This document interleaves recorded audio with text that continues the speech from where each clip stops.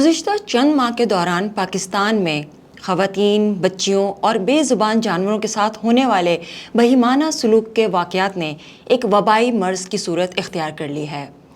दुनिया में वक्तन फ़वक्तन वबाएँ आती हैं, शहर के शहर उजाड़ देती हैं, अपने पीछे लाशों के अंबार छोड़ जाती हैं और फिर तारीख़ के सफ़हात में दफन भी हो जाती हैं। मगर कुछ वबाएँ ऐसी होती हैं जो कभी रुखसत नहीं होती, वो नस्ल दर नस्ल रगों में दौड़ती रहती हैं, रस्म व रिवाज का रूप धार लेती हैं और फिर मामूले ज़िंदगी का हिस्सा बन जाती हैं। हमारा माशरा भी एक ऐसी ही वबा की गिरफ्त में है। इसे आप अना का ताउन कह सकते हैं, गैरत का बुखार, मर्दानगी का वायरस या तशद्दुद का मुताद्दी मर्ज़ कह सकते हैं। नाम कोई भी हो, इसकी अलामत हमेशा एक जैसी रहती हैं। कमज़ोर पर ताकत आजमाई, इख्तलाफ से खौफ, इंसान को इंसान ना समझना और जानवरों से नफ़रत करना।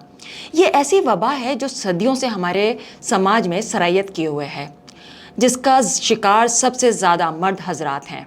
ये वबा कभी औरत के जिस्म पर पंजा आजमाई करती है तो कभी बच्चों की मासूमियत को रोंदती है, कभी किसी बेजुबान जानवर की आंख निकाल देना दुश्मन से जीतने के मुतरादिफ होता है, तो कभी टांग काट कर सफ़ाकी का जश्न मनाया जाता है। ख़तरे की बात तो ये है कि इस वबा के ना तो मरीज़ ख़ुद को बीमार समझते हैं और ना ही माशरा उसे मर्ज़ गर्दानता है, बल्कि इसे गैरत, रवायत, मर्दानगी, इख्तियार और समाजी निज़ाम के खूबसूरत नाम देकर हाथ झाड़ दिए जाते हैं। और अगर इस पर भी दिल नहीं भरता तो जालिम की घिनौनी हरकत की अजीब व गरीब तौजीहात पेश कर दी जाती हैं।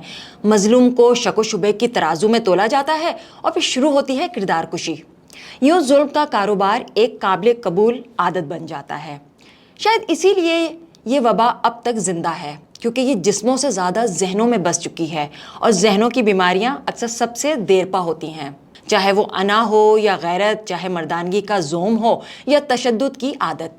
हमारी अना की बात की जाए तो वो सदियों से भूखी है। इसे सुबह शाम उठते बैठते हर लम्हा खुराक दरकार होती है, तारीफ़ की खुराक, अतात की खुराक, बरतरी के एहसास की खुराक। दिलचस्प बात यह है कि ये अना अपने मिजाज में बड़ी जमहूरी भी है। ये किसी किस्म का इम्तियाज़ नहीं बरतती। औरत हो या जानवर, बीवी हो या बकरी, बेटी हो या गली की कुतिया, ये सबको अपनी ताकत आजमाने के लिए यकसां तौर पर मौजू समझती है। इस अना की नज़र में औरत और जानवर के दरमियान कोई ख़ास फ़र्क नहीं। जानवरों को मारने वाला बहादुर कहलाता है, माहौल को महफूज बनाने और नज़्म व ज़ब्त कायम रखने के दावे करता है, जबकि औरत पर हाथ उठाने वाला उसे घरेलू मामला करार देकर तमाम जिम्मेदारी से बरी ज़िम्मा हो जाता है। फिर बारी आती है गैरत की, जो इस अना का सबसे कारआमद हथियार है। गैरत की सबसे बड़ी खूबी यह है कि ये बिलावजह भी जाग जाती है। बेटी ने पसंद की शादी कर ली तो गैरत जाग उठी, बीवी ने हुक्म मानने से इनकार कर दिया तो गैरत जाग उठी, दूसरे गाँव की ऊँटनी खेत में घुस गई तो गैरत जाग उठी। बात बात पर गैरत को ठेस पहुंच जाती है। चूँकि ये गैरत हैरत अंगेज़ हद तक लचकदार है, हर नई सूरत हाल में अपने लिए जवाब पैदा कर लेती है। जब अना गैरत का लिबादा ओढ़ लेती है तो इसके बाद बारी आती है तशद्दुद की, और तशद्दुद का दरवाज़ा खुद ब खुद खुल जाता है। फिर ना रिश्ते देखे जाते हैं, ना कमज़ोर की बेबसी, बस ताकत का मुजाहरा बाकी रह जाता है। जुल्म ढाया जाता है। फिर इसी जुल्म को जायज़ साबित करने के लिए कहानी यूं घड़ी जाती है कि कसूर हमेशा कमज़ोर या बेबस का ही नज़र आए। जब मर्द औरत पर तेज़ाब फेंकता है या अगवा करता है, गोली मारता है, जहनी और जिस्मानी तशद्दुद करता है या रेप जैसा घिनौना अमल करता है, तो क्या वो अपनी ताकत का मुजाहरा कर रहा होता है?